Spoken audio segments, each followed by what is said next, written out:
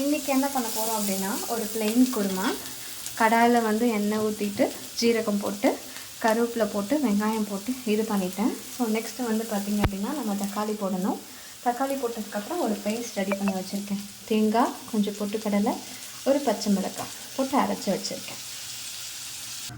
So தக்காளி வதங்கினதுக்கப்புறம் உப்பு மஞ்சத்தூள் போட்டதுக்கப்புறம் நம்ம அந்த அரைச்சி வச்சிருந்த தேங்காய் பேஸ்ட் போட்டுட்டோம். ஸோ வந்து நான் பச்சை மிளகாய் போட்டதுனால லைட்டாக மட்டும் சாம்பார் தூள் போட்டுக்கிறேன். உங்களுக்கு பச்சை மிளகாய்னா காரம் கம்மி பண்ணுறதுனால ஒரு பச்சை மிளகாய் போட்டிருக்கேன். உங்களுக்கு காரத்துக்கு ஏற்ற மாதிரி பச்சை மிளகாய் போட்டுக்கோங்க.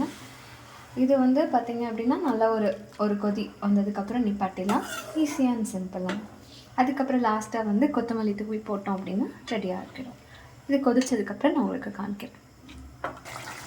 இப்போ கொதி வந்து இந்த மாதிரி கலர் மாறினதுக்கப்புறம் லாஸ்ட்டாக கொத்தமல்லி தலை எப்படி போட்டுட்டு இறக்கிடலாம்.